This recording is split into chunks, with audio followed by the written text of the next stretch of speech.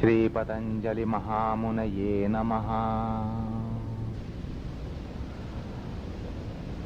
आपण आता प्रश्नोपनिषदामध्ये स्वाप्नसृष्टीबद्दल जो विचार आलाय, मार्मिक विचार आहे, महत्वाचा विचार आहे, त्याचा आपण विचार करणार आहोत. प्रश्नोपनिषदामध्ये परमात्मा ही स्वप्नसृष्टी का करतो. आपण आता बृहदारण्यकोपनिषदामधलं वचन पाहिलं की परमात्मा ही सृष्टी घडवत असतो. त्या ठिकाणी रथ नसतात, पंथ रथयोग नसतात, तलाव नसतात, पुष्करिणी नसतात. तर ह्या सगळ्या गोष्टी स्वप्नामध्ये भगवंत घडवतो, परमात्मा घडवतो असं आपण पाहिलं. तर या ठिकाणी प्रश्न असा पडतो की परमात्मा अशी सृष्टी, स्वप्नसृष्टी का बनवतो. आणि खरं म्हणजे त्याचं काव्यमय वर्णन प्रश्नोपनिषदामध्ये केलेलं आहे. काव्यमय म्हटल्यानंतर त्या ठिकाणी सत्याला धरून वर्णन जे असतं ते काव्यमय वर्णन आहे. काव्यमय म्हणजे आज आपण समजतो केवळ अलंकारित असं काहीतरी वर्णन, कल्पनेच्या भराऱ्या मारण्याचा प्रकार तसा नाहीये. कारण कवी म्हटल्यानंतर क्रांतद्रष्टा असं म्हटलं जातं. उपनिषदामधले कवी हे सगळे क्रांतद्रष्टी होते आणि त्यामुळे ते जे काव्यमय वर्णन म्हटलं त्या ठिकाणी ते असं आहे की सत्याला धरून, पारमार्थिक सत्याला धरून असं ते वर्णन होतं. असो, तर असं आहे की आत्मा हा आपल्या महिमेचा अनुभव या ठिकाणी घेतो. पाहिलेलं पुन्हा पाहतो, ऐकलेलं पुन्हा ऐकतो. विभिन्न देशामध्ये जे अनुभूत झालेलं आहे त्या सगळ्या विषयांचा पुनर्अनुभव, पुन्हा एकदा अनुभव हा आत्मा घेतो. ऐकलेलं एवढंच नाही, बरं हा सगळा पुन्हा अनुभव घेतो एवढंच नाही, तर उपनिषदकार पुढे म्हणतात की ऐकलेलं, न ऐकलेलं, पाहिलेलं, न पाहिलेलं, अनुभूत, अननुभूत, स्थित, अस्थित अशा सगळ्या विषयांचा तो अनुभव घेतो, त्यांना पाहतो, अनुभवतो. असं एक वर्णन प्रश्न उपनिषदामध्ये आलेलं आहे.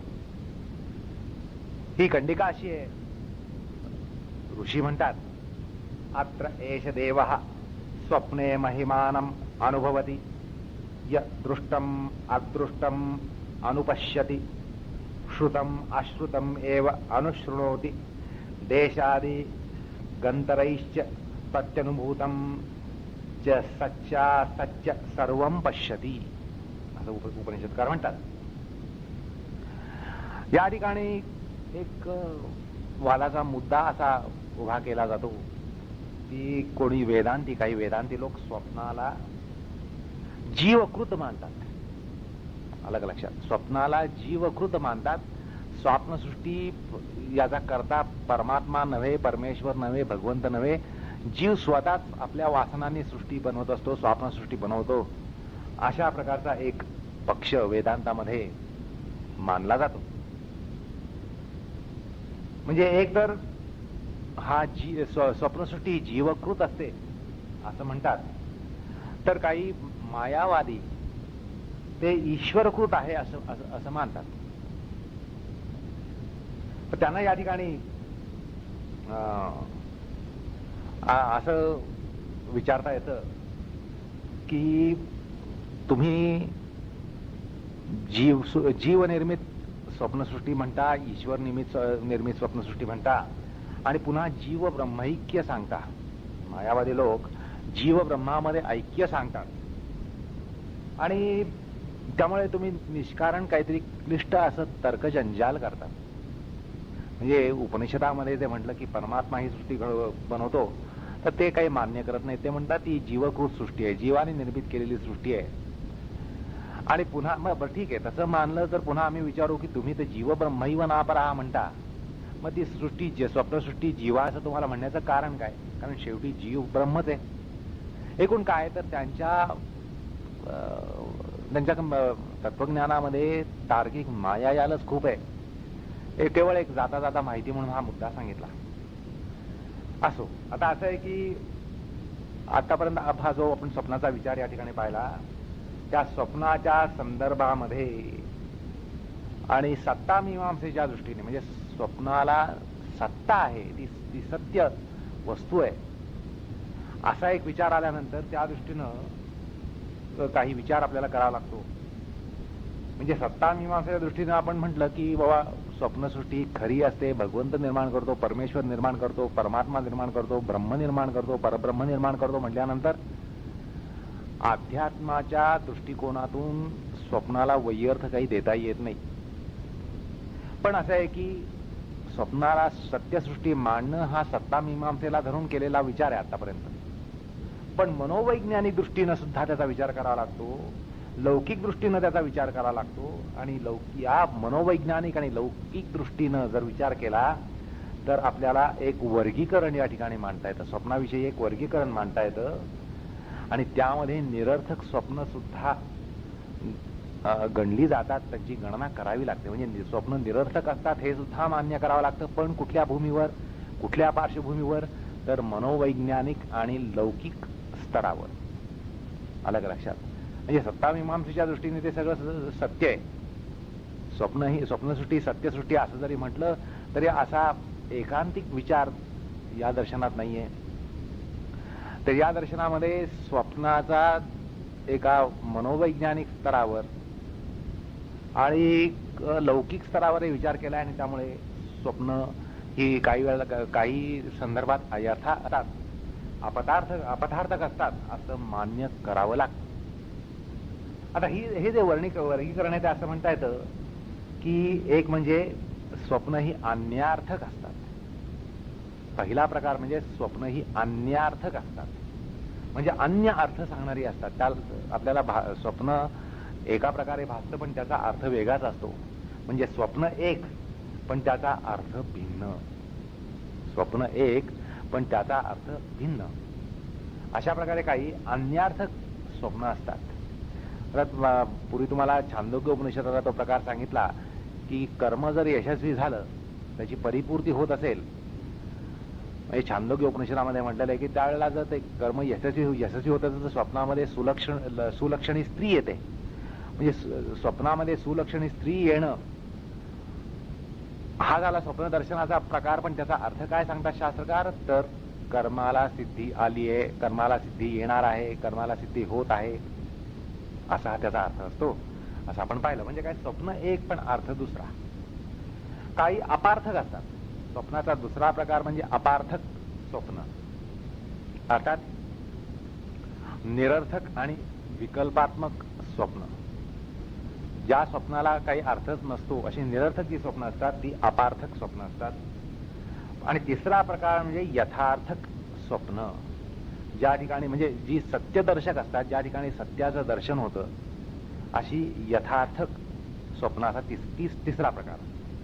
म्हणजे हे तीन प्रकार म्हणजे अन्यार्थक, अपार्थक आणि यथार्थक. आता मनोवैज्ञानिक जे आहेत ते स्वप्नाचं एक वर्गीकरण मांडतात, ते थोडं दीर्घ वर्गीकरण मांडतात. म्हणजे स्वप्नाचं अजून एक वर्गीकरण आपल्याला करता येतं. त्यामध्ये पहिला प्रकार म्हणजे भविष्य सूचक अशी, ज्याला प्रॉफेटिक ड्रीम्स असं म्हणता येईल. प्रॉफेटिक म्हणजे भविष्य दर्शन त्या ठिकाणी होतं, काहीतरी सूचित केलं जातं किंवा भविष्यामध्ये असं असं होणार आहे, असं असं होऊ पाहत आहे, होऊ घालत आहे, अशी भविष्यसूचक स्वप्न असतात. हा पहिला प्रकार. दुसरा प्रकार प्रतिकात्मक असतात. म्हणजे त्यात काहीतरी, ज्याला ॲलिगोरिकल ड्रीम्स म्हणता येईल, त्यात काहीतरी प्रतीक असतं, प्रतिकात्मक असं स्वप्न असतं. तिसरा म्हणजे परप्रेरित असा एक प्रकार आहे. अर्थात मांत्रिक विधीनं, तांत्रिक लोकांनी का मांत्रिक लोकांनी प्रवर्तन केलेली अशी काही स्वप्न असतात, आपल्यावरती स्वप्न लादली जातात. म्हणजे हा एक प्रकारे मेस्मेरिझमचा प्रकार असतो. तर तसा एक तिसरा म्हणजे परप्रेरित स्वप्नाचा प्रकार. आणि त्याच्यानंतर चौथा प्रकार म्हणजे भूतकालदर्शक, गतकालीन असे जे अनुभव असतील, गतकालीन घटना असतील त्याला धरून पडणारी स्वप्न, म्हणजे ज्याला रेट्रोस्पेक्टिव्ह ड्रीम्स असं म्हणता येईल, तो एक प्रकार आहे. त्याच्यानंतर परसंबंधी आणि सहावा प्रकार म्हणजे मिश्र, म्हणजे या मिश्र स्वप्नामध्ये सार्थकांशही असतो, निरर्थकांशही असतो. काही स्वप्नाचा भाग हा यथार्थ असतो, त्याला अर्थ सांगता येतो आणि तो काही सत्य घटनेला धरून असतो.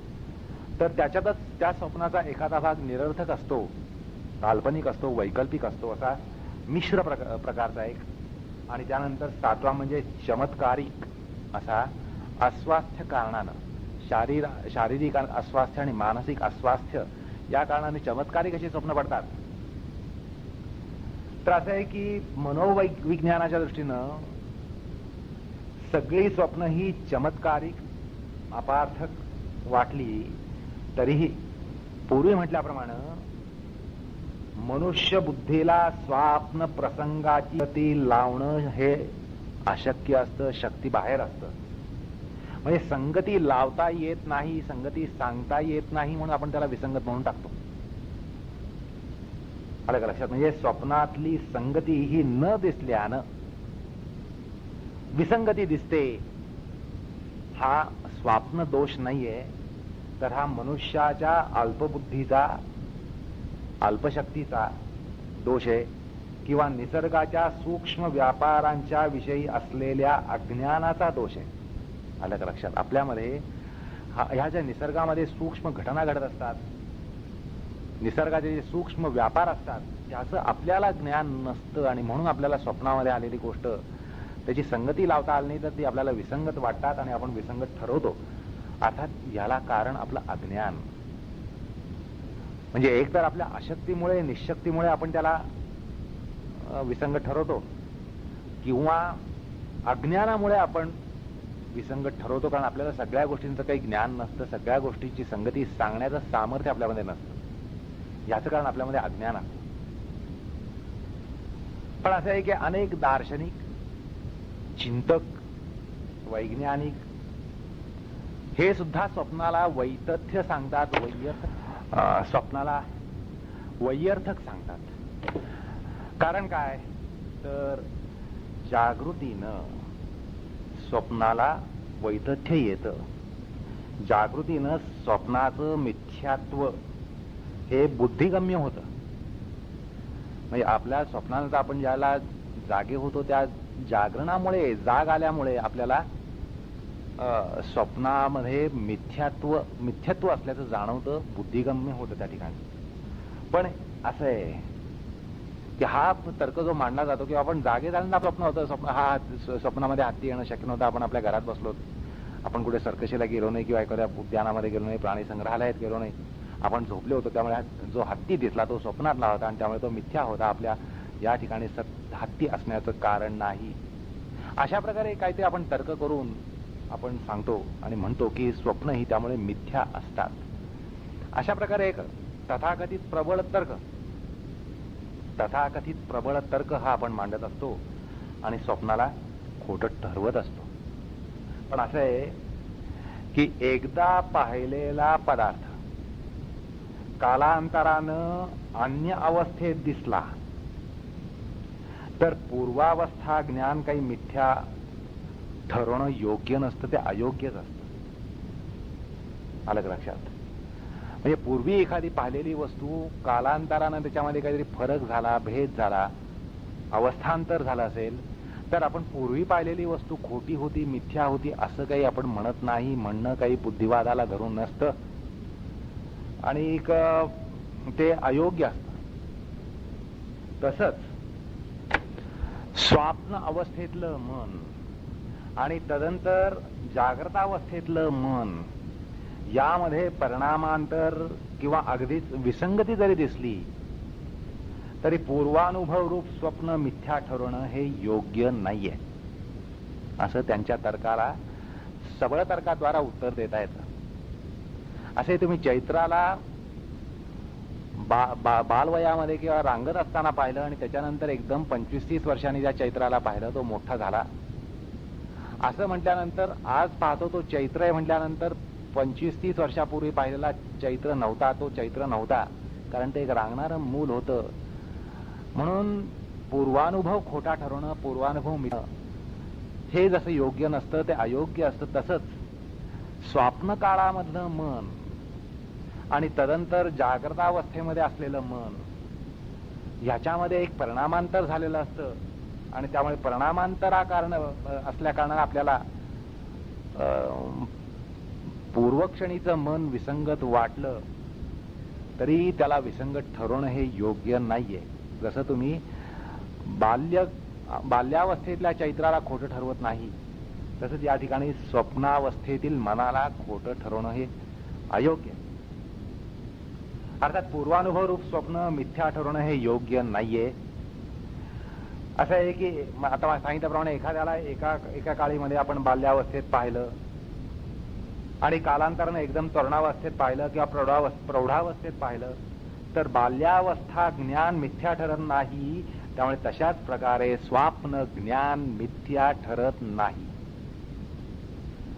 स्वप्न पश्चात ते प्राप्त नसल्यानं, स्वप्न ज्ञान हे स्वप्न पश्चात प्राप्त नसल्यानं त्याला अट्टाहासानं वैयर्थक ठरवण्याचा हा प्रकार हाच मुळी विपर्यासात्मक आहे. त्यातच विपर्यास आहे. स्वप्नासारख्या अनित्य पदार्थाला मिथ्या किंवा नास्ती पक्षात घालणं हा सांप्रदायिक अट्टाहास आहे. काही मतांमध्ये स्वप्नाला क्षणिक मानलं जातं. ठीक आहे, क्षणिक आहे, मग क्षणिक आहे म्हणून त्याला मिथ्या म्हणण्याचं काही कारण नाही. कारण सगळ्या क्षणिक गोष्टी मिथ्या असतात असं म्हणणं काही बुद्धिवादाला धरून नाहीये. पण काही लोक स्वप्नाला क्षणिक मानून त्याला मिथ्या ठरवतात. हा एक प्रकारे सांप्रदायिक अट्टाहास आहे. असो, आता स्वप्न हे कार्यात्मक आहे हे तर निश्चित. स्वप्न हे कार्यात्मक आहे आणि त्याला निमित्तोपादान रूप कारणद्वय आहेतच. हे कुठलं एखादं कार्य आहे म्हटल्यानंतर वैज्ञानिक दृष्टिकोनातून त्याला काहीतरी कारण असतं. मग ते कारण कशा प्रकारचं असतं? उभयात्मक असतं. दोन प्रकारची कारण असतात, एक उपादान कारण, एक निमित्त कारण. आलं का लक्षात? असं आहे, समोर घट दिसला, समोर एक मातीचा घट दिसला, घट हे कार्य आहे. मग कार्य म्हटल्यानंतर त्या ठिकाणी उभय कारण असतात. एक म्हणजे उपादान कारण मृत्तिका आणि निमित्त कारण कुंभार. कुंभार आणि मृत्तिका यांच्या परस्परान्वित अशा कुठल्या तरी क्रियेमुळे घट हा निर्माण होत असतो, त्याशिवाय घट निर्माण होत नाही. तसंच स्वप्न हे कार्य आहे. स्वप्न हे कार्य आहे म्हटल्यानंतर त्या ठिकाणी एक कारणद्वय आहेत. निमित्त कारण आहे, उपादान कारण आहे. मग या ठिकाणी शास्त्रकार असं सांगतात की निमित्तोपादान रूप अशी जी कारणद्वय आहेत त्यात स्वप्नाला वासना कर्माशय हे उपादान कारण असतं. स्वप्नाला वासना आणि कर्माशय हे उपादानभूत कारण असतं आणि परमात्मा हा निमित्त कारण असतो. आणि अशा प्रकारे पारमार्थिक दृष्ट्या वैज्ञानिक स्तरावर स्वप्नाचा कार्यकारण भाव सांगून त्याला मिथ्या ठरवणारा तर्क हा त्या ठिकाणी आडवा केला जातो. त्या तर्काला निर्मूल केलं जातं. असो, आता जीवात्मा जर निमित्त कारण ठरेल, या ठिकाणी जर असं आपण मानलं क्षणभर की बाबा जीवात्माच निमित्त कारण मानावा, तर तसं आहे की जीवामध्ये कोणतं स्वप्न आपल्याला केव्हा पडावं हे सामर्थ्य राहायला पाहिजे. आपल्याला कुठलं स्वप्न पडायला पाहिजे हे आपल्याला ठरवता यायला पाहिजे आणि हवे ते स्वप्न आपल्याला पाडता यायला पाहिजे. कारण जीवाला ते सामर्थ्य असेल तर त्यांनी तसं घडवलं असतं. त्याला हवे ते स्वप्न त्यांनी पाडलं असतं आणि तशी त्यांनी अनुभूती घेतली असते. म्हणजे आपल्याला कुठलं स्वप्न केव्हा पडावं हे सामर्थ्य आपल्याकडे राहिलं असतं, पण तसं सामर्थ्य आपल्याकडे नसतं हे आपल्याला लक्षात येतं. हे सामर्थ्य आपल्या हातात नसतं, आपल्याकडे नसतं. त्यामुळे जीवात्मा हा त्याचा निमित्त कारण होऊ शकत नाही. हे सर्वानुभूत असं सत्य आहे. एकूण काय तर स्वप्न ज्ञान हे मिथ्या नाही असं आता आपण पाहिलं. थोडासा सूक्ष्म विचार केला तर असं तुम्हाला असं म्हणता येईल किंवा एक वेळ तुम्ही स्वप्नाला मिथ्या ठरवा, पण स्वप्न ज्ञानाला तुम्ही काही मिथ्या ठरवू शकत नाही. हे तर आपल्याला मान्य करावंच लागतं. म्हणजे ज्याला फार अतीत भौतिकी कळत नाही, पराभौतिकी कळत नाही, अध्यात्म कळत नाही, ठीक आहे, सूक्ष्म गोष्टी त्या कळत नसतील तर नको कळायला, पण या ठिकाणी वैज्ञानिक स्तरावर असं निश्चित म्हणता येतं की स्वप्न जरी तुम्ही मिथ्या ठरवले तरी स्वप्न ज्ञान, स्वप्नातला अनुभव हा काही तुम्हाला मिथ्या ठरवता येत नाही. त्या स्वप्न काळी स्वप्न ज्ञान हे खरंच असतं. असो, आता स्वप्नाविषयी आणखी एक विचार पुढे येतो, त्याला स्वप्नाची कारण किंवा स्वप्न कारण असं म्हणता येईल. तर असं आहे की आपल्या नैयायिकांनी त्याने हा विचार केला आणि त्यांच्यानुसार अनुभूत विषयांचं स्मरण किंवा जागृतावस्थेतले अनुभव हे उत्थापित होणं अशा प्रकारानं स्वप्नोत्पत्ती ही होते. स्वप्नाची उत्पत्ती ही अशा प्रकारे होते.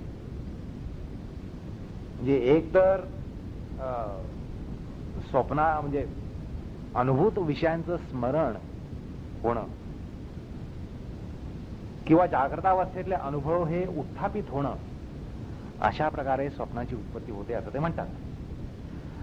आता या ठिकाणी एक चिकित्सक अशी एक शंका घेतो, ठीक आहे, म्हणजे तुम्हाला असं म्हणायचंय की स्वप्नाच्या मागे अनुभव असतो, स्वप्नाच्या मागे एक अनुभव असतो, पूर्वानुभव असतो आणि तो जागृतावस्थेतला अनुभव असतो. पण ते असं म्हणतात का हो, काही वेळेला आकाशामध्ये आपण उडत आहोत, आकाशामध्ये उडणं, आपला शिरच्छेद होणं अशी स्वप्न पडतात, तेव्हा यामागे त्याचा अनुभव असतो असं कसं तुम्ही म्हणाल? असं कधी शक्य आहे की बाबा, शक्य आहे का की आपला शिरच्छेद झालेला आपल्याला अनुभव आहे आणि त्याच्यानंतर त्याला आपल्याला त्याचं स्वप्न पडतं, हे कसं शक्य आहे? पण आपला शिरच्छेद झाला असं स्वप्न पडू शकतं, आपला शिरच्छेद झाला हे स्वप्न आपल्याला पडू शकतं, पण असं निश्चित म्हणता येतं की त्यामागे आपल्याला तसा अनुभव नसतो. किंवा काही वेळेला आपण आकाशात उडतो आणि त्या ठिकाणी आपल्याला असं म्हणता येतं की आपल्याला असा काही पूर्वानुभव नाहीये, आपण कधीच आकाशात उडलेलं नसतो. मग तुम्ही असं कसं म्हणता की स्वप्नाच्या मागे अनुभव असतो? तर याला समाधान असं ते सांगतात की हे बघा, तुम्हाला उडणारे पक्षी पाहण्याचा अनुभव आहे, आकाशामध्ये पक्षी उडतात हे तुम्ही पाहिलंय, उडू शकतात हे तुम्हाला माहिती आहे, आणि प्राण्याचं डोकं कापलं जाणं, कापणं किंवा कापलेलं पाहणं हे सुद्धा आपल्याला अनुभवगम्य आहे, आपल्या अनुभवामध्ये असतं किंवा प्राण्याचं डोकं कापलं गेलंय, डोकं छेदलं गेलंय, त्या शिरच्छेद झालाय. म्हणजे हे आपल्याला अनुभव येतात, येऊ शकतात, आलेले असतात. मग यात काय होतं की जे अनुभव आले त्यांचं आपण स्वतःवर आरोपण करतो,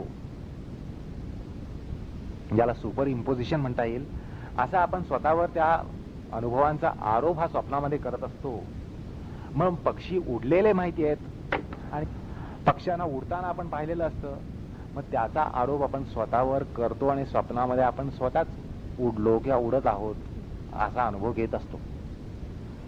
तसं शिरच्छेदाचं आहे की एखाद्या प्राण्याचा शिरच्छेद झालेला केलेला आपण पाहिलेला असतो आणि आपण तो स्वतःवर आरोप करतो आणि स्वतःचाच शिरच्छेद झाला असं स्वप्न पाहू शकतो. तर त्यामुळे वरवर विसंगत वाटणारी स्वप्न सुद्धा सुसंगत असतात असं तार्किक हे जरा दाखवून देतात. असो, आता स्वप्न सत्य असतात, स्वप्न ज्ञान सत्याला धरून असतं, हा जो पक्ष आहे त्याच्या संदर्भात असं म्हणावं लागतं किंवा म्हणता येतं की अनेक साक्षात्कारी पुरुषांना स्वप्नामध्ये दृष्टांत होऊन परमार्थ दिग्दर्शन झाल्याचं हे सगळं प्रसिद्ध आहे, सर्व प्रसिद्धच आहे. म्हणजे साधू संतांना स्वप्नामध्ये दृष्टांत होऊन परमार्थ दिग्दर्शन झालं किंवा पारमार्थिक दिग्दर्शन झालं, या गोष्टी सर्व प्रसिद्धच आहेत.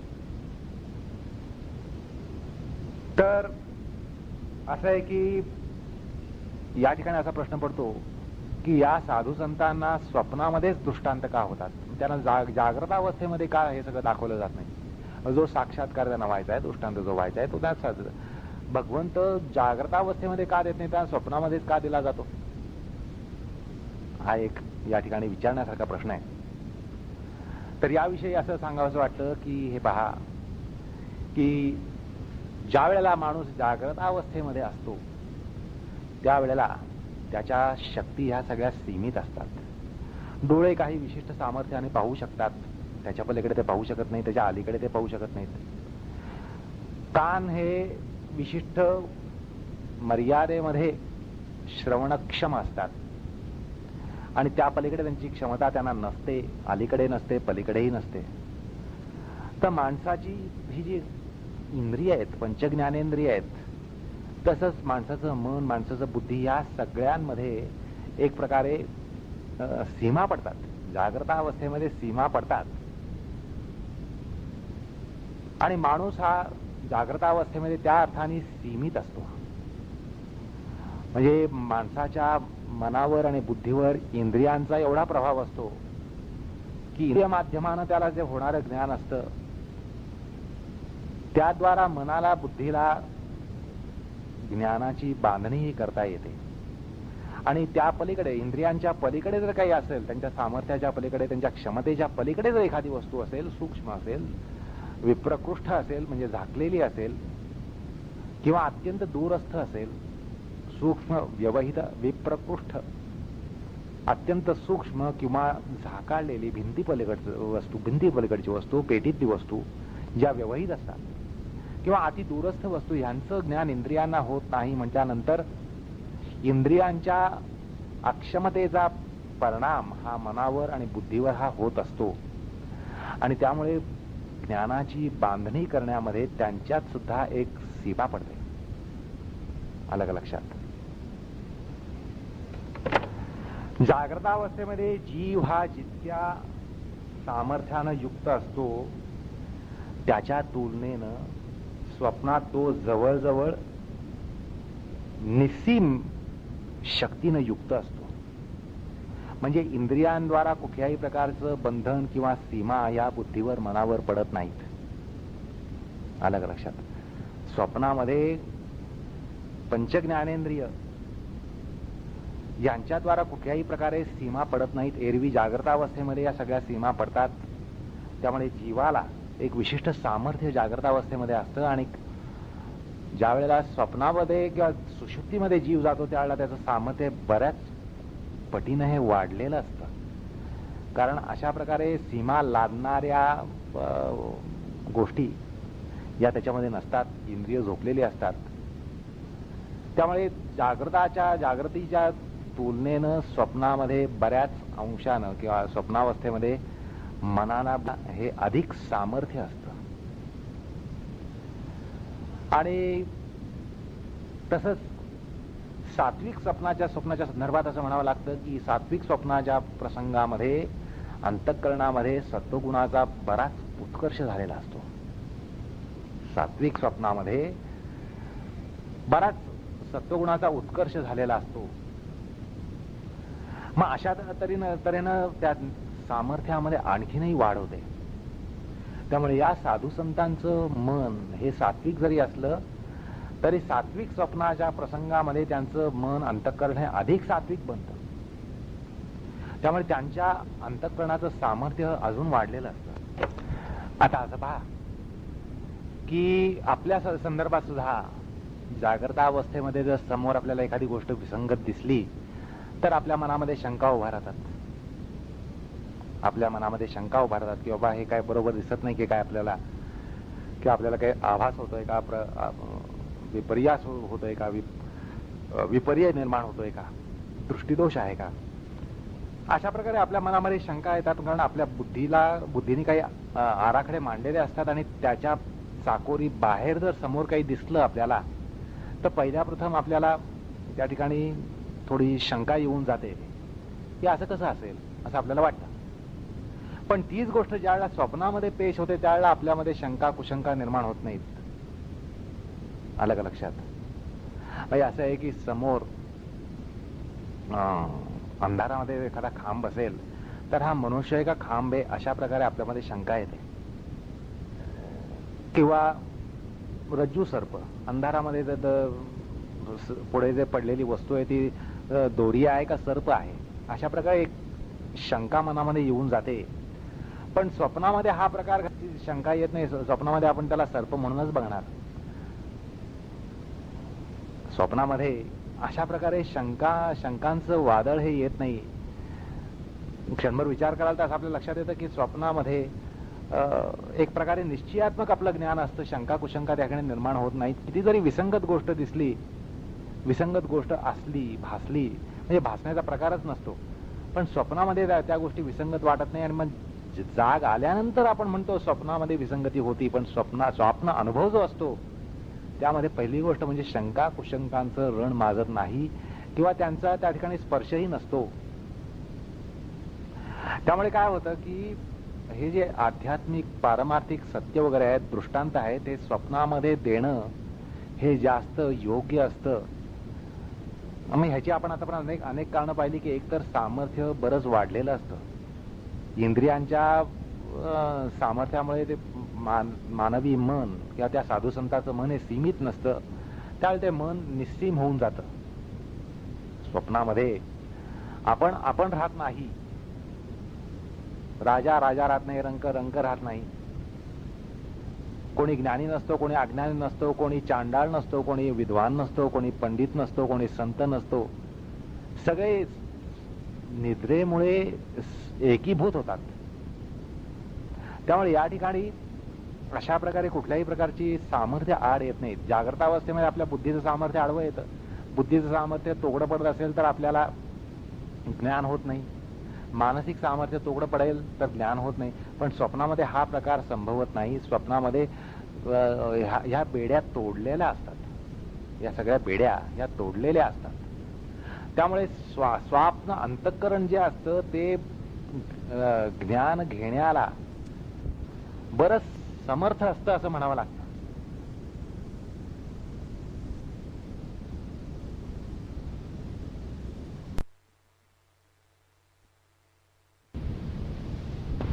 या सगळ्या बेड्या या तोडलेल्या असतात.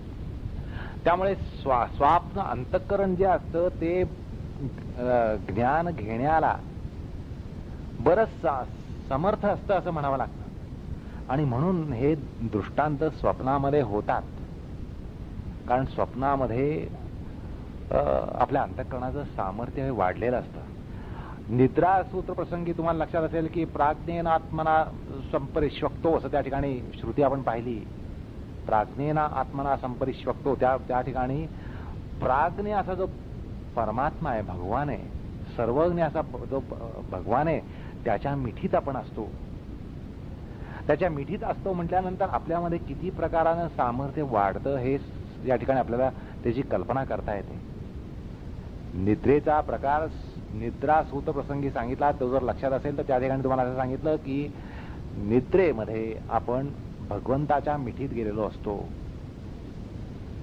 आता हा जो भगवंत आहे तो प्राज्ञ आहे, प्रकर्षेण ज्ञानवान आहे, किंबहुना सर्वज्ञ आहे. सर्वज्ञत्वाचं बीज निरतिशय आहे असं योगदर्शनाच्या भाषेतून सांगता येतं. मग त्याच्या मिठीमध्ये त्यावेळेला जीव असतो आणि त्या मिठीमध्ये असताना स्वप्नाचा प्रकार हा संभवतो म्हटल्यानंतर ज्ञान सामर्थ्य हे किती प्रचंड असतं हे लक्षात येतं. आणि म्हणूनच हे जे दृष्टांत होतात, पारमार्थिक दिग्दर्शन जे होतं, आध्यात्मिक दिग्दर्शन जे होतं ते स्वप्नामध्ये होतं, दृष्टांताद्वारा होतं. हे अत्यंत योग्य असतं. ह्याची ही अनेक कारणं आहेत. एक म्हणजे भगवंताची मिठी, भगवंताला मिठी मारून जीव असतो. दुसरं म्हणजे या सीमा सगळ्या तोडलेल्या असतात. आपली क्षमता बरीच वाढलेली असते. बुद्धीची मनाची क्षमता ही वाढलेली असते जागृत अवस्थेच्या तुलनेनं.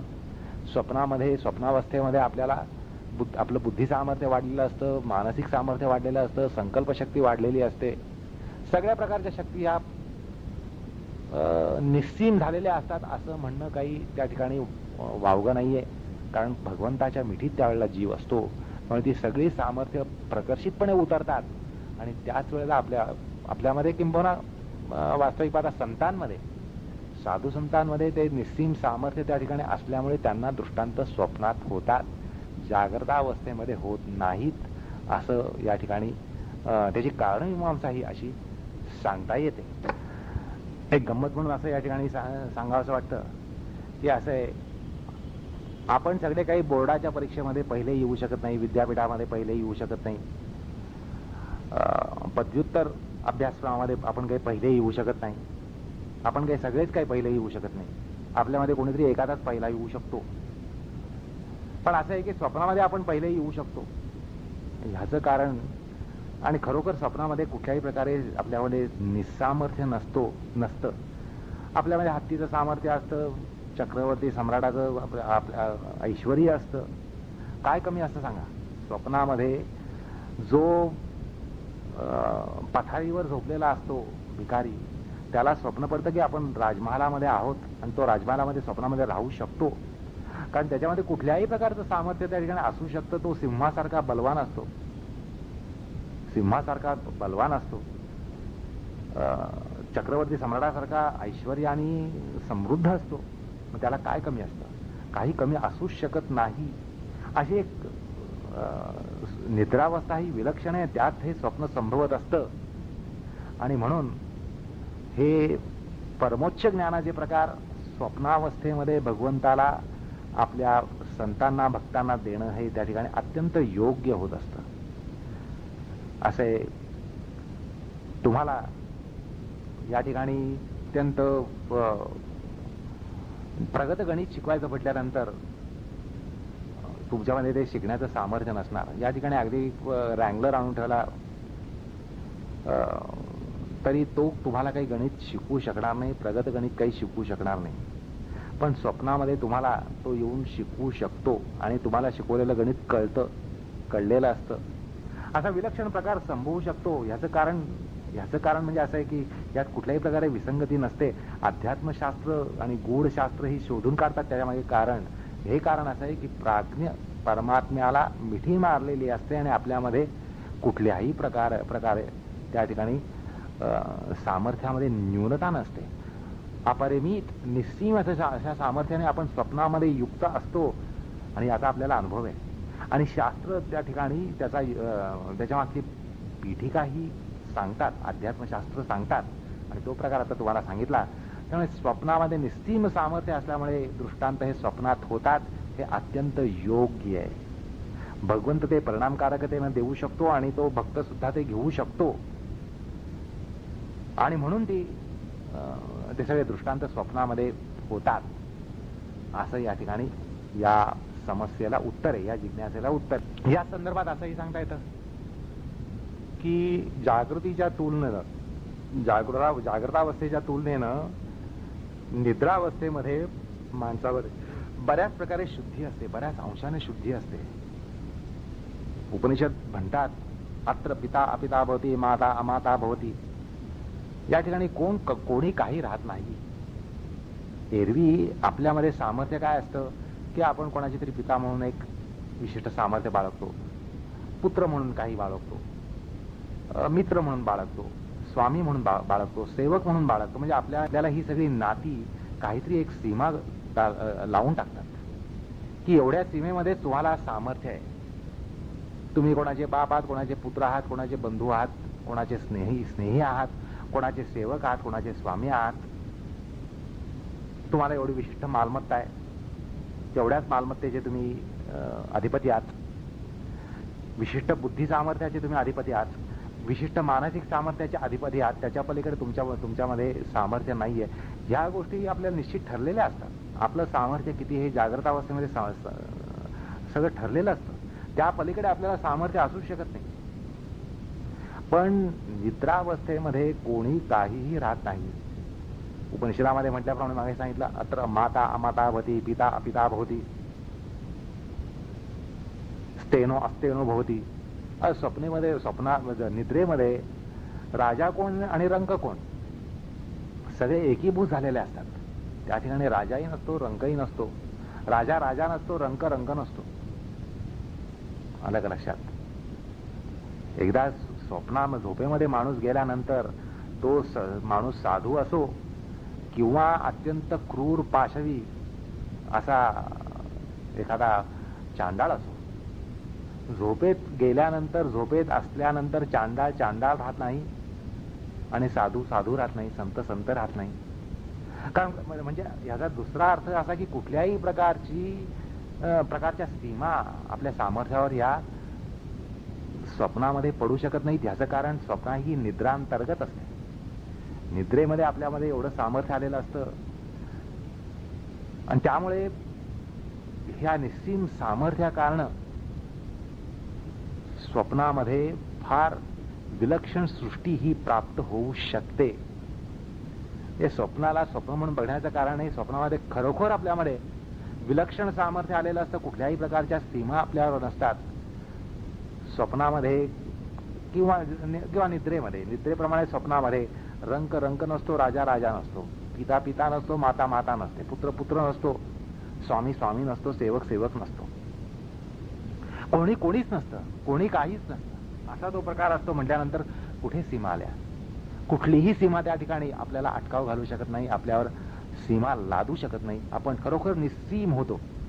असा विलक्षण गूढवाद आपल्या अध्यात्माने शोधून काढलेला आहे आणि त्या प्रकाराची या ठिकाणी आपल्याला एक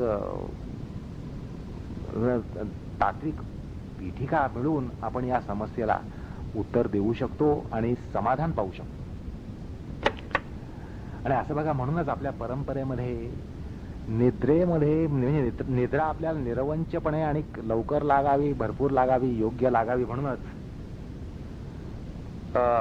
निरवंच चित्तानं निद्रेच्या अधीन होणं हा प्रकार फार महत्वाचा आहे. आणि त्यासाठीच आपण आपल्या परंपरेमध्ये ईश्वराच्या प्रार्थनादी वगैरे करून आपण निद्राधीन होण्याचा प्रयत्न करत असतो. निद्रेच्या प्रांतात प्रवेश करण्यापूर्वी आपण प्रार्थना वगैरे करतो, शुभ संकल्पानं काही प्रार्थना करतो आणि मग निद्राधीन होण्याचा परिपाठ हा आपल्या संस्कृतीने आपल्याला लावून दिला होता. तो एवढ्या कारणानंच असो. आता या संदर्भामध्ये दुसरा एक मजेदार असा प्रकार लक्षात घ्यायला पाहिजे स्वप्नाच्या संदर्भामध्ये, की असं आहे की विषयोपरक्त असा जो माणूस आहे, विषयामध्ये आसक्त असलेला असा जो माणूस आहे, असा विषयासक्त माणूस जर स्वप्नामध्ये त्याला त्याच विषयाचं दर्शन होऊ शकतं, हे जर खरं आहे.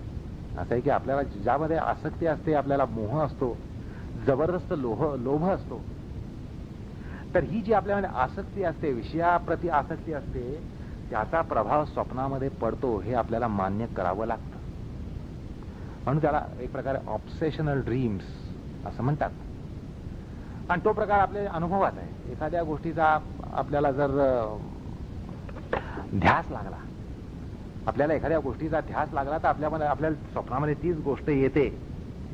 हे जर खरं आहे तर ईश्वरासक्त भक्ताला, ईश्वरामध्ये ज्याला अत्यंत आसक्ती आहे, अत्यंत अनुरुक्ती आहे, त्याला ईश्वर दर्शन का होऊ नये? स्वप्नामध्ये त्याला ईश्वर दर्शन का होऊ नये? आणि म्हणून त्या ठिकाणी दृष्टांत मिळण्याला, ईश्वर साक्षात्कार होण्याला एक योग्य पार्श्वभूमी असते. आलं का लक्षात? आणि पुन्हा असं आहे की ज्या वेळेला आपल्याला स्वप्नामध्ये एखाद्या वस्तूचं ज्ञान होतं, दर्शन होतं, त्यावेळेला आपलं कॉन्सन्ट्रेशन हा जो प्रकार आहे तो इतका जबरदस्त आणि परिपूर्ण असतो. खरं म्हणजे तुम्हाला जागृत अवस्थेमध्ये जर समोर गुलाबाचं फूल दिसलं तर गुलाबाच्या फुलाच्या बरोबर इतर अनेक गोष्टी दिसतात आणि तुमचं चित्त हे त्या ठिकाणी भरकटू शकतं. चित्त हे भरकटू शकतं, त्याला ती व्यग्रता येऊ शकत नाही. आलं का लक्षात? जागृत अवस्थेमध्ये गुलाबाचं फूल समोर आहे म्हटल्यानंतर तुम्ही केवळ गुलाबाचं फूलच बघता आहात असं काही निश्चित म्हणता येत नाही. त्याबरोबर अनेक गोष्टी दिसतात, अनेक गोष्टी येत असतात, जात असतात. मनामध्ये अनेक गोष्टी येत असतात. डोळ्यासमोर गुलाबाचं फूल असलं तरी मनामध्ये अनेक गोष्टी येऊन जात असतात. पण स्वप्नामध्ये असं होत नाही. स्वप्नामध्ये गुलाबाचं फूल म्हणजे केवळ गुलाबाचं फूल तेवढंच दिसणार आणि स्वप्न विषयामध्ये आपल्याला जबरदस्त एक ज्याला कॉन्सन्ट्रेशन म्हणतात, एकात्मता म्हणतात, ते जबरदस्त येऊ शकते आणि येत असते आणि आलेली असते. आलं का लक्षात? एरवी आपल्याला ही समस्या असते की आपल्यामध्ये कॉन्सन्ट्रेशन नाही, आपण म्हणतो आपलं चित्त लागत नाही, चित्त व्यग्र होत नाही,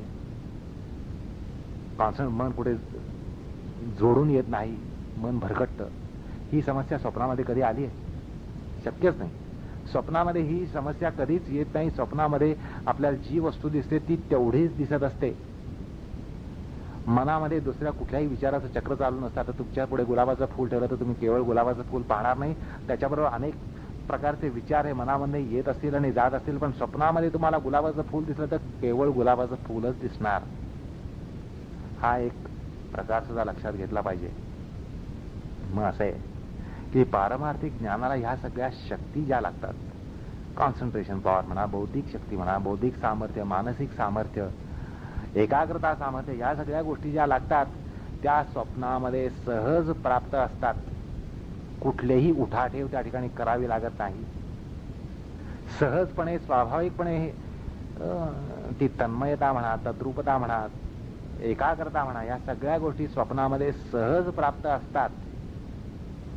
मग त्या ठिकाणी आपण किंबहुना साधू संत हे दृष्टांताला योग्यता सिद्ध नसतात का?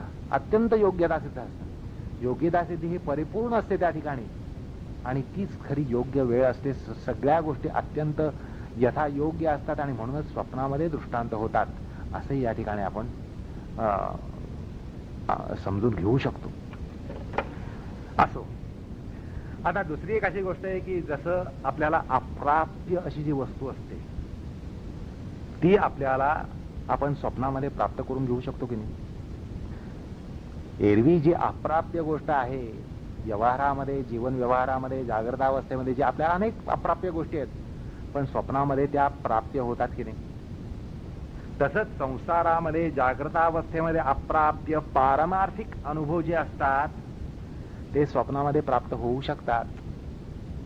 आलं का लक्षात? तुम्हाला जागृत अवस्थेमध्ये 10 कोटी रुपयाची गाडी ही काही प्राप्य नसते. तुम्ही काही 10 कोटीच्या गाडीचे मालक होऊ शकत नाही, पण स्वप्नामध्ये होऊ शकता. म्हणजे सांसारिक, प्रापंचिक अशा ज्या वस्तू ज्या आपल्याला अप्राप्य असतात, जागृत अवस्थेमध्ये अप्राप्य असतात, त्या स्वप्नामध्ये प्राप्य होऊ शकतात आणि आपण प्राप्य करून घेत असतो. तसंच पारमार्थिक अशा ज्या गोष्टी असतील, पारमार्थिक अनुभव जे असतील ते आपल्याला जागृत अवस्थेमध्ये अप्राप्य ज्या असतात त्या स्वप्नामध्ये प्राप्य होऊ शकतात आणि त्या प्राप्य केल्या जात असतात. अशा प्रकारे आपल्याला स्वप्न ज्ञान हे कुठल्या श्रेणीचं होऊ शकतं हे आपल्याला या ठिकाणी लक्षात येतं. आणि सूत्रकार या ठिकाणी स्वप्न ज्ञानाचं आलंबन सांगतायत. ह्याच्या मागचं आपल्याला रहस्य हे सहज लक्षात येतं. स्वप्न ज्ञानाला त्याचं आलंबन घेण्याचा प्रकार सूत्रकार या ठिकाणी का सांगतायत हे आपल्याला सहज या ठिकाणी समजू शकतं. कारण आपल्याला स्वप्न ज्ञान हे किती कक्षेचं असू शकतं, निस्सीम कक्षेचं असू शकतं. त्यामुळे आपल्याला पारमार्थिक अनुभव, पारमार्थिक संवेदना या सगळ्या होऊ शकतात, आपल्याला जागृत अवस्थेमध्ये होऊ शकत नाहीत. आणि त्यामुळे स्वप्न ज्ञानाचा आलंबन घेण्याचा प्रकार हा अत्यंत योग्य आहे, किंबहुना बहुमूल्य आहे असं या ठिकाणी म्हणावं लागतं. असंही जर योग साधक ह्याचा आध्यात्मिक कल जबरदस्त असेल तर त्याला एक प्रकारे आध्यात्मिक अनुभवाचा पछाड असणार, आध्यात्मिक अनुभवाचा ध्यास असणार, पछाड असणार. आणि त्यामुळे ते अनुभव त्याला जागृत अवस्थेमध्ये येणं हे शक्य नसतं. कारण अनेक प्रकारच्या सीमा असतात, बेड्या असतात, हा पण प्रकार पाहिलाच. त्यामुळे त्या बेड्या तोडणं हे त्या ठिकाणी अशक्य असतं. मानवी सामर्थ्य असल्यामुळे मानवी सामर्थ्याच्या सीमेमध्येच आपलं वर्तन होऊ शकतं. आपल्याला काय जे प्राप्य असेल ते प्राप्य होऊ शकतं. पण स्वप्नामध्ये आपण ती बंधनं तोडतो हे आपल्याला लक्षात आलंय. आणि त्यामुळे आध्यात्मिक ध्यास असेल, कल असेल, पछाड असेल तर अशा साधकाला किंबहुना त्या सिद्धाला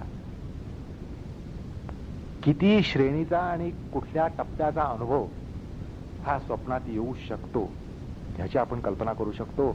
आणि त्यामुळे तसे अत्यंत परमोच्च अवस्थेचे क्षण हे आपल्याला स्वप्नामध्ये येत असल्यामुळे किंवा येऊ शकत असल्यामुळे त्यांचं आलंबन घेण्याचा प्रकार अत्यंत केवळ सुसंगतच नाही तर जबरदस्त विलक्षण अशा उपयोगितेचा आहे आणि फार अत्यंत असा महत्वाचा आहे.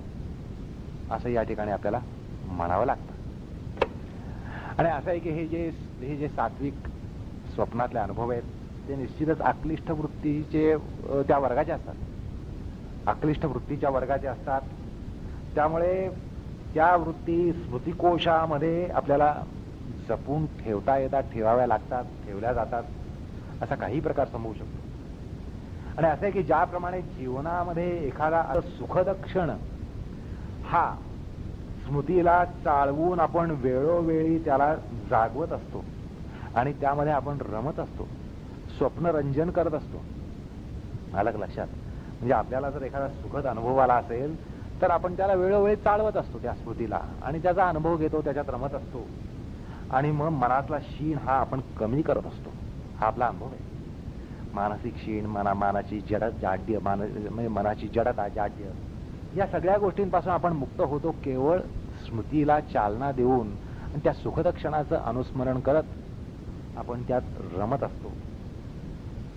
आता अशा पारमार्थिक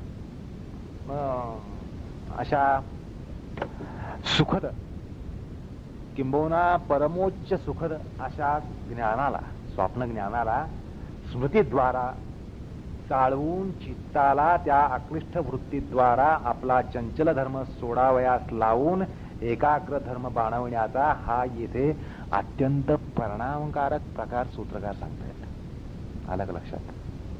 अत्यंत परिणामकारक असा हा प्रकार आहे. स्वप्न ज्ञानालंबनम हा प्रकार अत्यंत परिणामकारक आहे.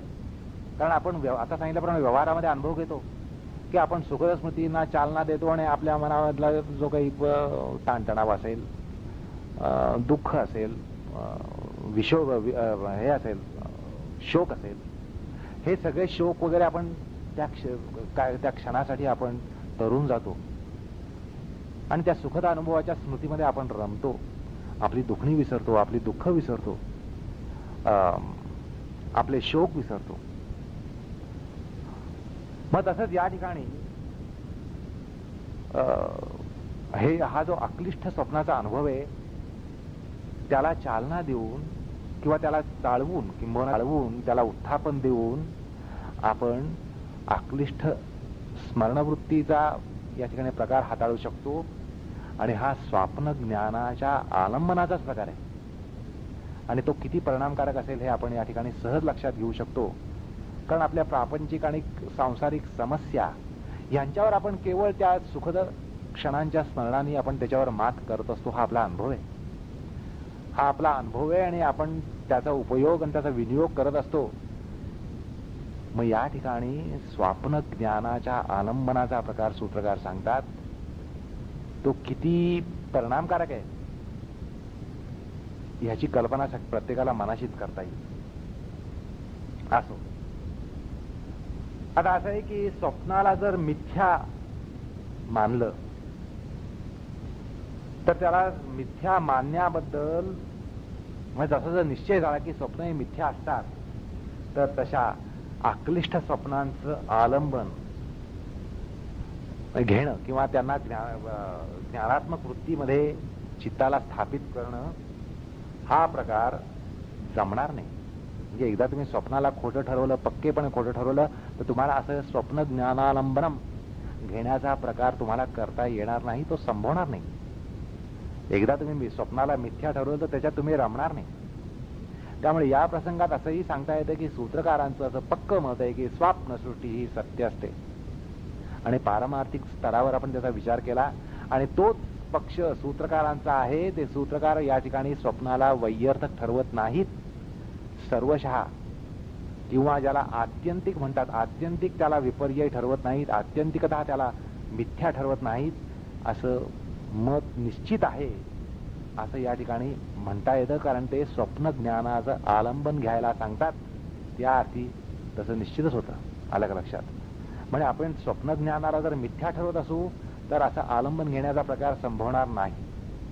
पण ज्या अर्थी ते आलंबन घ्यायला सांगतात त्या अर्थी ते स्वप्नाला आत्यंतिकतः विपर्ययात्मक वैयर्थक ठरवत नाहीत असं निश्चित म्हणता येतं. म्हणजे त्यांचा दार्शनिक पक्ष या ठिकाणी काय आहे ह्याचाही एक आपल्याला या ठिकाणी धागा हाती लागतो.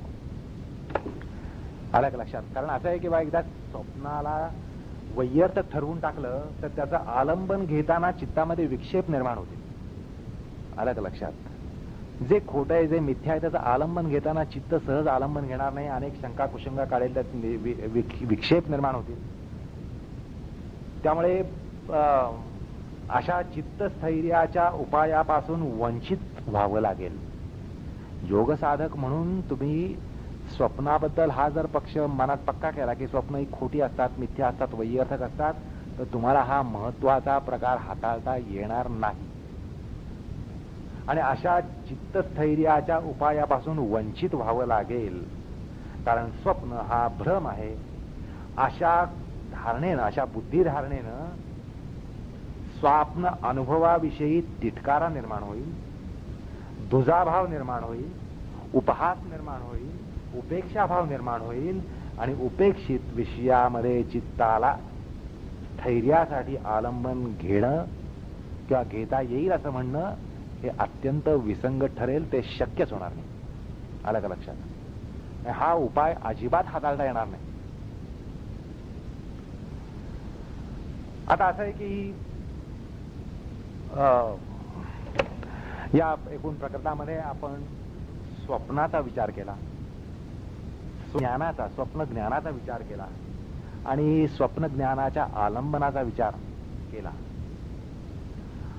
आलं का लक्षात? म्हणजे स्वप्नज्ञान, स्वप्न ज्ञानालंबनम अशा 3 गोष्टींचा आपण या ठिकाणी विचार केला. असं या ठिकाणी एक विश्लेषण मांडावं असं वाटतं. म्हणजे आपण आतापर्यंत जो हा अभ्यास केला त्यात काटेकोरपणा किती होत आहे लक्षात यावं म्हणून सांगतोय की आपण स्वप्नाचा विचार केला. स्वप्न काय असतात, स्वप्नाचं लक्षण काय, कशा प्रकारचे असतात, स्वप्नाचं वर्गीकरण पाहिलं. मग स्वप्न ज्ञान त्याचा विचार केला, ते खोटं असतं का खरं असतं हा विचार केला. आणि त्याचा आलंबन घेण्याचा प्रकार कसा परिणामकारक आहे हाही प्रकार आपण पाहिला. तर अशाच प्रकारे आपण स्वप्नाच्या संदर्भात या 3ही गोष्टींचा विचार केला. आता याच धर्तीवर आपल्याला निद्रा ज्ञान आणि निद्रा ज्ञानालंबन किंवा निद्रा ज्ञानावलंबन ह्याचा विचार करावा लागेल. आणि या ठिकाणी थोडंसं आधी असं सांगावं वाटतं सुरुवातीलाच की स्वप्नामध्ये काहीतरी अनुभव असतो, स्वप्नात काहीतरी ज्ञान होत असतं. ही गोष्ट तर आता सर्वमान्य आहे, त्याबद्दल कोणी त्या ठिकाणी कुठल्याही प्रकारे शंका घेणार नाही. स्वप्नात अनुभव असतात म्हटल्यानंतर ज्ञान असतं.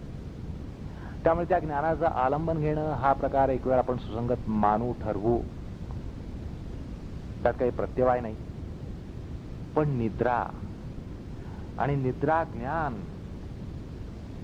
आता म्हणजे पहिली म्हणजे ही अवस्था निद्रेची, पुन्हा त्या निद्रेचं ज्ञान, निद्रेमधलं ज्ञान हा विलक्षण प्रकार आहे. आणि निद्रेत काही ज्ञान नसतं अशी आपली दृढ धारणा आहे, अन्यथा आपण त्याला स्वप्नच म्हणू. निद्रेमध्ये कुठल्याही प्रकारचं ज्ञान नसतं अशी आपली दृढ धारणा आहे. मग निद्रा ज्ञान काय आलं? मग ज्ञानच नसेल तर त्या ज्ञानाचं आलंबन घेण्याचा प्रकार पुन्हा काय? म्हणजे असं आहे की वंध्यासुताच्या लग्नाचा विचार, वंध्यासुताच्या विवाहाचा विचार करण्यासारखा हा प्रकार आहे असं थोडंसं वाटायला पाहिजे. तुम्ही जर तुमच्यामध्ये जिज्ञासा जागी असेल तर तुम्हाला असं वाटलं पाहिजे की या ठिकाणी असा काहीतरी विलक्षण प्रपंच केला जातोय की वंध्यासुताच्या लग्नाचा विचार केला जातोय, त्याच्यासाठी मुलगी शोधणं, मुहूर्त पाहणं, लग्न समारंभ ठरवणं, त्या अनुषंगानं याद्या करणं, पत्रिका काढणं, अमुक तमुक, ह्या विचाराला काही अर्थ आहे का? मग थोडासा तसाच प्रकार या ठिकाणी आहे. अशी मनामध्ये जिज्ञासा आणि थोडंसं कुतूहल यायला पाहिजे आणि थोड्याशा बुद्धीला झिंजण्या यायला पाहिजेत या कथनाने की आपल्याला या ठिकाणी आता निद्रेचा विचार करायचा आहे, निद्रा ज्ञानाचा विचार करायचा आहे, निद्रा ज्ञानाच्या आलंबनाचा विचार करायचा आहे. तर थोडंसं या ठिकाणी तशी जबरदस्त जिज्ञासा ही निर्माण व्हायला पाहिजे, कुतूहल निर्माण व्हायला पाहिजे असं या ठिकाणी पहिल्या प्रथम सांगावं असं वाटतं. आणि मग आपण त्या प्रकरणामध्ये आता पुढे जाणार आहोत. आता असं पहा की देहोपाधीयुक्त, देहाच्या उपाधीनी युक्त असं जे चैतन्य असतं त्या चैतन्याला काही अवस्था असतात. कुठल्या?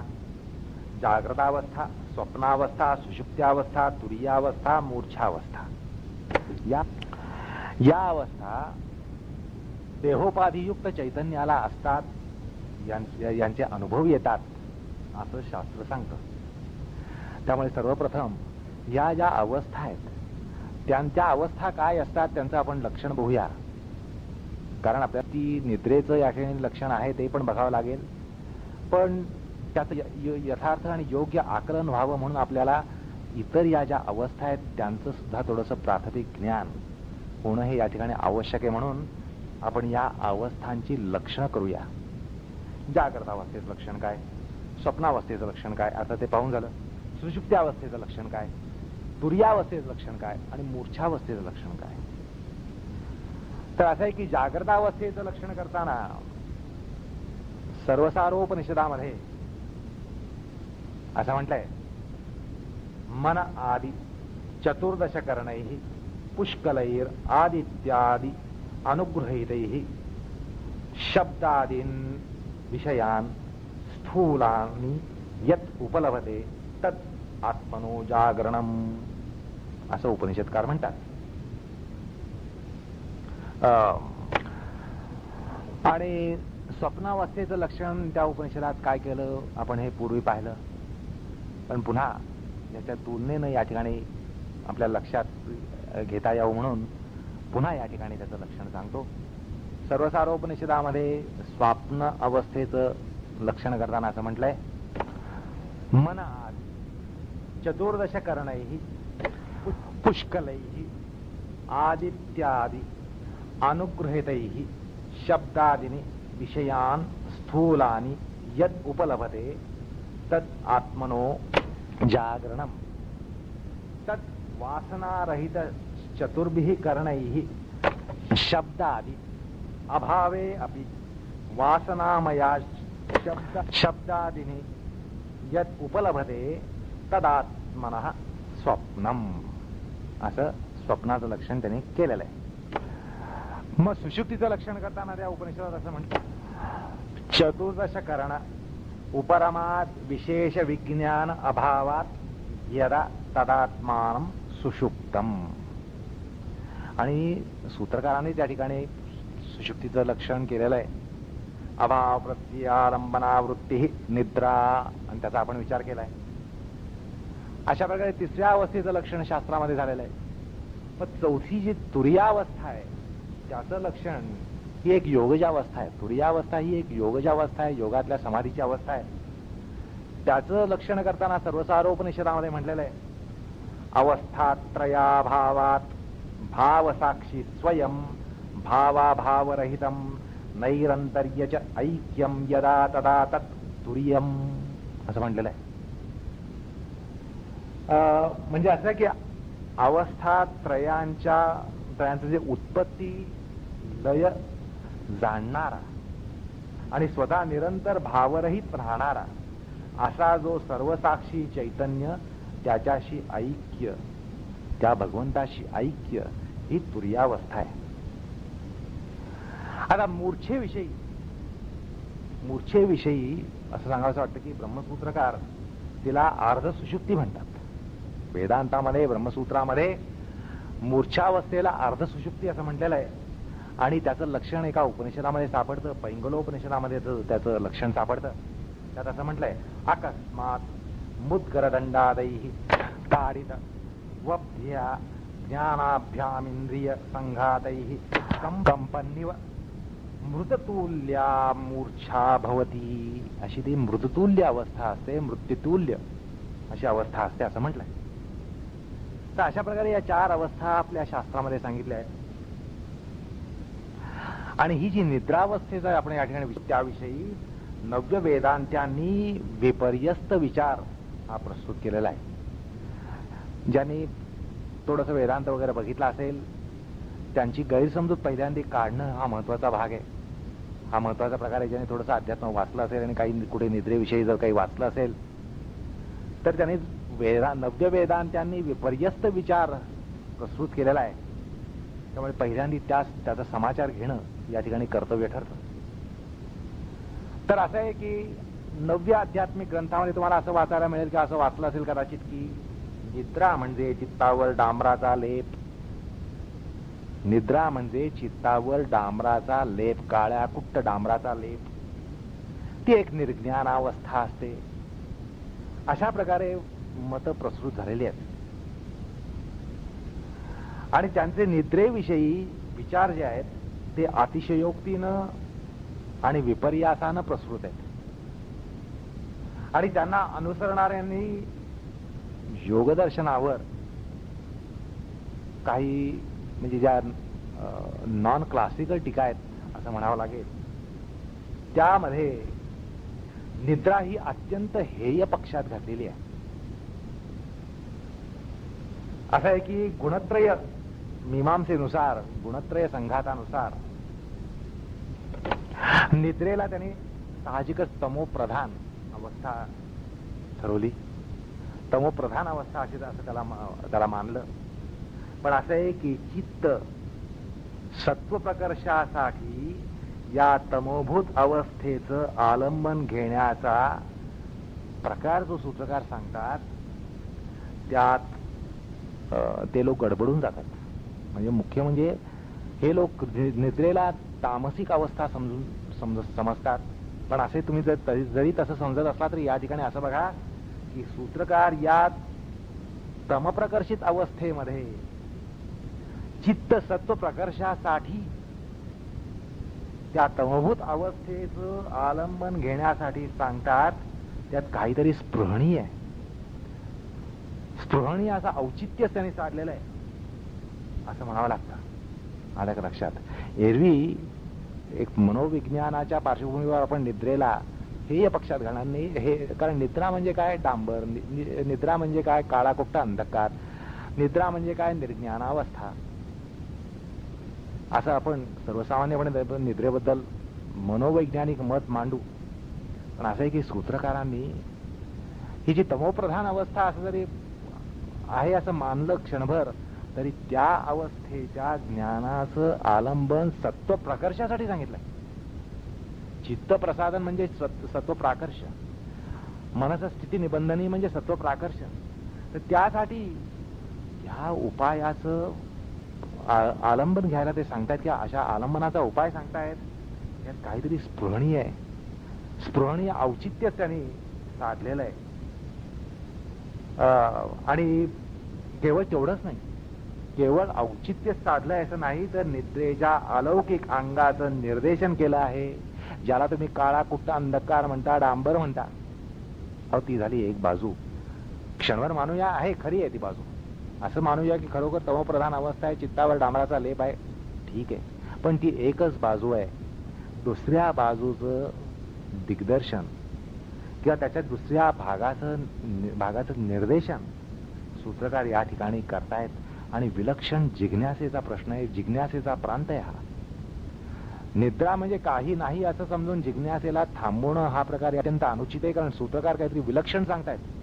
निद्रा ज्ञानाचा उल्लेख करतायत, निद्रा ज्ञानाच्या आलंबनाचा उल्लेख करतायत, तो सुद्धा सत्व प्राकर्षासाठी करतायत. म्हणजे काहीतरी विलक्षण सांगतायत, भयंकर सांगतायत असं निश्चितच मानावं लागतं. आणि जिज्ञासेच्या प्रांताचं फार मोठं कवाड या ठिकाणी आपल्याला उघडावं लागतं. त्याशिवाय आपल्याला त्या ठिकाणी काही गतीच नसते. एकूण काय तर निद्रा म्हणजे चित्तातील काळाठिक्क अंधकार, अज्ञानोत्कर्ष, निर्ज्ञानावस्था, चित्तावर डांबराचा जाड जूड लेप, ह्या ज्या सर्वसामान्य कल्पना आहेत. आणि निद्रेमधल्या तमोगुणाचा अन्वय सांगणाऱ्या, अतिरंजितपणे सांगणाऱ्या, किंबहुना तमोगुणाचा अन्वय अतिरंजितपणे सांगणाऱ्या ज्या कल्पना आहेत, अतिरंजित जो शास्त्र विस्तार आहे, जो नव्य वेदांत्यांनी केलेला आहे, आणि तसा करून निद्रेचा जो पार्श्वभाग आहे त्याकडे आत्यंतिक दुर्लक्ष त्यांनी जे केलेलं आहे, नेमक्या त्याच अंशाकडे पतंजली या ठिकाणी आपल्याला वळवतात. आलं का लक्षात? आणि केवळ वळवतात असं नाही, तर त्याचं आलंबन घ्यायला सांगतायत म्हटल्यानंतर आपल्याला त्या ठिकाणी किती सूक्ष्म परीक्षण करायला पाहिजे. हा जो पार्श्वभाग आहे, निद्रेचा पार्श्वभाग आहे, तो केवळ बघायला सांगत नाही, तर त्याचा आलंबन घ्यायचंय म्हणतात म्हटल्यानंतर आपल्याला त्याचा किती सूक्ष्म त्या ठिकाणी अभ्यास करायला पाहिजे. एक आव्हान आहे या ठिकाणी, बुद्धीला आव्हान आहे, माणसाच्या जिज्ञासेच्या तृप्तीला एक आव्हान आहे. आणि गंमत अशी आहे की चित्तस्थैर्याच्या प्रयत्नासाठी हा उपाय सांगतायत. हा उपाय कशासाठी आहे? चित्तस्थैर्याच्या प्रयत्नासाठी आहे. त्यामुळे हा विलक्षण अलौकिक प्रकार या ठिकाणी सुटलाय. या सूत्रामध्ये, या सूत्रांशामध्ये किंबहुना निद्रा ज्ञानालंबनम वा हा जो सूत्राचा अंश आहे, त्या सूत्रामध्ये विलक्षण असा गोडवाद आहे. आपल्या बुद्धीला, बुद्धिमत्तेला, बौद्धिक प्रक्रियेला जबरदस्त आव्हान आहे या ठिकाणी. बुद्धिवादाला जबरदस्त आव्हान आहे. अत्यंत अलौकिक असा प्रकार आहे. आता ह्याच्यावर किती लक्ष गेलंय ह्याचा अभ्यासकाने विचार करावा. म्हणजे कोणी जर अभ्यास केला असेल, योगसूत्राचा अभ्यास केला असेल, योगशास्त्राचा अभ्यास केला असेल, तर त्यांनी क्षणभर विचार करावा की ह्या अलौकिक प्रकारावर प्रकाश किती लोकांनी टाकलाय. सूत्रकारांनी खरा हा अलौकिक प्रकार इतका प्रकर्षितपणे सांगितला आहे की बाबा अरे चित्त स्थैर्यासाठी, चित्त शांतावस्थेसाठी, चित्त प्रसादन म्हणून तुम्हाला त्या निद्रेच्या ज्ञानाचं आलंबन घ्यायचंय. म्हणजे निद्रा ज्ञान हा प्रकार काय विलक्षण आहे ह्याची निश्चितच या ठिकाणी आपल्याला एक जाणीव होते. त्याशिवाय सूत्रकार असं सांगणार नाहीत. त्यामुळे जिज्ञासेला फार मोठं या ठिकाणी आव्हान आहे, किंबहुना जिज्ञासेला उत्थापन आहे. गदगदून हलवून सोडलंय आपल्याला की थोडा विचार करा, मी तुम्हाला काय सांगतो ऐका. असो, आता निद्रा या वृत्तीचा म्हणजे ज्ञानमीमांसात्मक वृत्तीचा निर्देश सूत्रकारांनी पूर्वीच केलेला आहे. वृत्ती पंचक सांगताना वृत्ती पंचकामध्ये प्रमाण, विपर्य, विकल्प निद्रा, स्मृतय असं सांगताना निद्रेचा ज्ञानमीमांसात्मक विचार त्या ठिकाणी करून झालेला आहे, केलेला आहे. आणि त्या ठिकाणी निद्रेच्या अवस्थेचा विचार वृत्ती या एकांगी दृष्टिकोनातून झालाय. त्या ठिकाणी वृत्तीचं प्रकरण होतं. त्यामुळे वृत्तीच्या संदर्भामध्ये त्या निद्रा वृत्तीचा आपण विचार केला. शास्त्रांनी त्या ठिकाणी तसा विचार केला, पण तो होता असं या ठिकाणी म्हणावं लागतं. आता या निद्रा वृत्ती खेरीज ती जी निद्रा वृत्ती आहे, वृत्ती पंचकामधली जी ती निद्रा वृत्ती आहे, त्या निद्रा वृत्ती खेरीज प्रमाणाने कोणत्याही वृत्तीचं निर्भेळ किंवा साक्षात आलंबन या चित्त परिकर्म प्रकरणात नाही. आलं का लक्षात? प्रत्यक्ष, अनुमान, आगम हे जे प्रमाण आहेत, तसंच विपर्य, विकल्प, स्मृती यांचं साक्षात आलंबन या ठिकाणी चित्त परिकर्म प्रकरणामध्ये सांगितलेलं नाहीये. आणि त्या ठिकाणी सुषुप्तीला आपण एक तामसिक वृत्ती म्हणून जे पाहिलं, त्याचं आलंबन या चित्त परिकर्म प्रकरणामध्ये सूत्रकार सांगतायत. ह्याच्यामध्ये फार मोठं तात्पर्य दडलंय, हे आपल्याला मान्य करावं लागतं. विशेषतः या पार्श्वभूमीवर की इतर वृत्तींचं आलंबन या ठिकाणी सांगितलं नाहीये, पण या वृत्तीचं निद्रावस्थेचं, निद्रा ज्ञानाचं आलंबन या ठिकाणी सांगितलंय. खरोखर हा प्रकार त्यामुळे विलक्षण ठरतो. एकूण काय तर त्यामुळे निद्रा जी आहे त्याची केवळ ज्ञानमीमांसात्मक जे त्याचं विशदन आहे, विवरण आहे, त्याशिवाय सत्ता मीमांसात्मक विवरण, विचार या ठिकाणी जास्त प्रस्तुत आहे. निद्रा वृत्ती म्हणून त्याचा विचार या ठिकाणी तेवढा नाहीये, पण निद्रेची सत्ता मीमांसेच्या दृष्टीने काय त्याचं विशदन असेल, त्याचं विवरण असेल, त्याला या ठिकाणी जबरदस्त महत्व आहे. कारण त्याशिवाय आपण त्याचं आलंबन घेऊ शकणार नाही.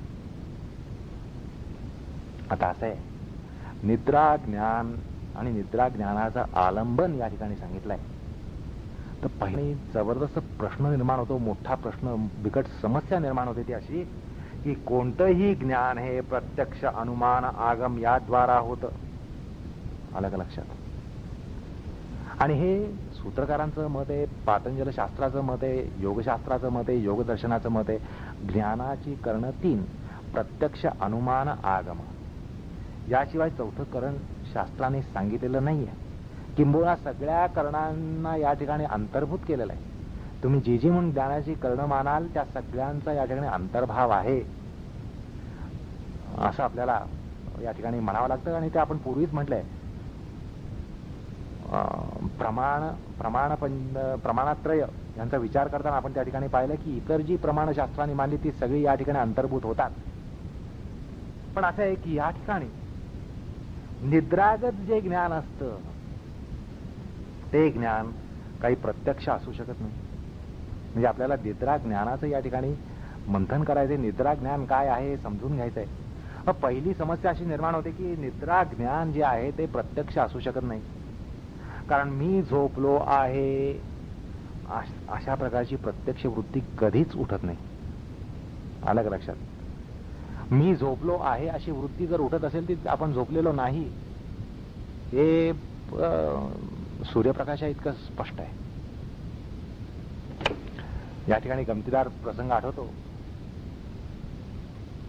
लहान मुलांना, घरामध्ये लहान मुलं असतात, त्यांना वडील माणसं म्हणतात, अरे बाबा 9 वाजले, 9:30 वाजले, आता झोपा, आता झोपा, तुम्ही झोपलात तर मी तुम्हाला सकाळी चॉकलेट देईन. असं म्हटल्यानंतर मुलं ताबडतोब डोळे मिटतात आणि झोपेचं सोंग घेतात. मग त्या ठिकाणी आई वडील कोणीतरी विचारतं, कोणीतरी म्हणतं, तुमच्यामध्ये कोण झोपलंय त्याने हात वर करा, म्हणजे त्यांना जाईल. म्हटल्यानंतर मुलं काय करतात हे माहिती आहे. तर असं या ठिकाणी असं म्हणता येत नाही की मी झोपलो आहे असं प्रत्यक्ष ज्ञान काही आपल्याला होऊ शकत नाही, झोपेमध्ये होऊ शकत नाही, झोपेची प्रत्यक्ष वृत्ती निघू शकत नाही. म्हणजे एकूण काय, तर झोपेचं प्रत्यक्ष ज्ञान होऊ शकत नाही. म्हणजे ज्ञानाच्या प्रक्रियेचं एक कवाड बंद झालं. आता उरले अनुमान आणि आगम. म्हणजे प्रश्न असा आहे की निद्रेच्या कुठल्याही अंशाचं ज्ञान प्रत्यक्षामध्ये होऊ शकत नाही, पण निद्रेच्या काही अंशाचं ज्ञान हे अनुमानाद्वारा प्राप्त होऊ शकतं. कारण अनुमानामध्ये लिंगलिंगी संबंध असतो असं आपण त्या अनुमान प्रकरणात पाहिलं. तर जसं की निद्रेनंतर जर चित्त शांत झालं असेल, प्रफुल्ल असेल, तर आपण असं अनुमान करतो की बाबा आपल्याला झोप चांगली लागली. म्हणजे अनुमानाने आपण म्हणतो मला झोप चांगली लागली होती. किंवा आपण म्हणतो की नाही, झोप चांगली लागली नाही, झोप डिस्टर्ब्ड होती असं आपण म्हणतो. म्हणजे झोप चांगली लागली नाही, झोप चांगली लागली, किंवा तामसिक झोप लागली, अत्यंत शरीराची गात्रशैली जड झाली, बोजड झाली. तर अशा प्रकारे आपण त्याचा काही भाग बुद्धिगम्य असतो, अनुमानाद्वारा असतो असं म्हणू शकतो. म्हणजे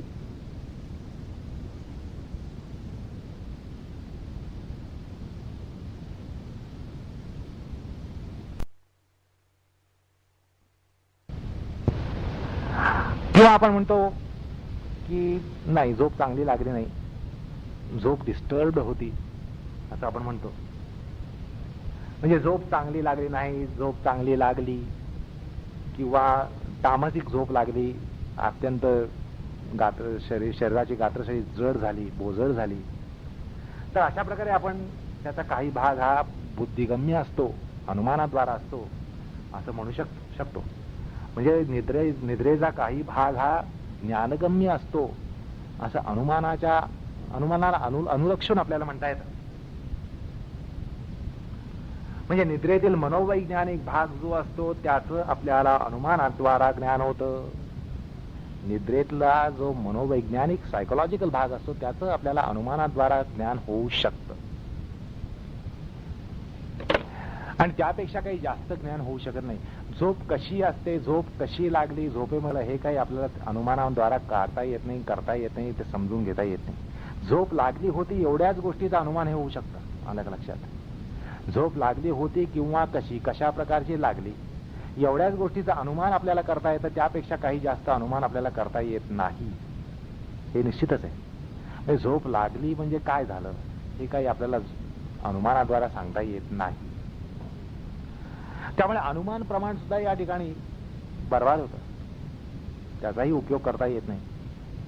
आता राहता राहिलं आगम प्रमाण. ज्ञानप्राप्तीचा जो तिसरा प्रकार आहे, ज्याला आगम प्रमाण म्हणतात, त्यामध्ये आपल्याला शास्त्र किंवा आप्त उपदेश, आप्तजनांचा उपदेश, विश्वसनीय व्यक्तींचा उपदेश, विश्वसनीय गुरुजन मंडळींचा उपदेश, याद्वाराच सूक्ष्म अशा कुठल्याही विषयाचं ज्ञान होत असतं आपण असं म्हणतो. ज्या गोष्टीचं आपल्याला ज्ञान होत नाही त्याचं ज्ञान आपल्याला आचार्य उपदेशाने होतं, गुरु उपदेशाने होतं, आप्तजनांच्या उपदेशाने होतं, विश्वसनीय व्यक्तींच्या उपदेशाने होतं. म्हणजे ज्या गोष्टी सूक्ष्म आहेत, ज्या गोष्टी व्यवहित आहेत, ज्या गोष्टी अदृश्य आहेत, ज्या गोष्टी दूरस्थ आहेत, त्यांचं ज्ञान आगमाद्वारा होतं असं आपण आगम प्रमाणाच्या प्रसंगात पाहिलं. आता निद्रेविषयी हा जो प्रत्यक्ष आणि अनुमान या प्रमाणांना अगम्य भाग आहे,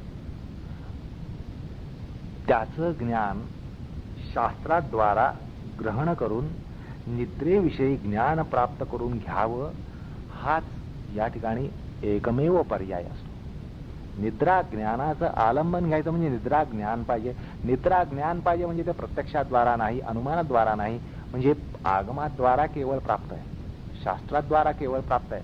त्यामुळे तशा प्रकारे निद्रेविषयी प्राप्त करून त्याचं आलंबन घेण्याचा प्रकार शास्त्रकार, सूत्रकार या ठिकाणी सांगतायत. अशा प्रकारे एक पूर्वपीठिका या ठिकाणी या जबरदस्त जिज्ञास्य विषयामध्ये द्यावीशी वाटते. आता आपण या प्रकरणामध्ये उहापोह करणार आहोत, पण तो पुढल्या प्रसंगी. कृष्णार्पणमस्तु.